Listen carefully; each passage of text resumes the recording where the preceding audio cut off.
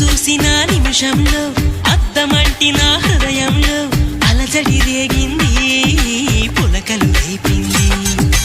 ఎంత చెప్పినా వినకుండా ఏరులాగా నా మనసంతా గలగల పారింది.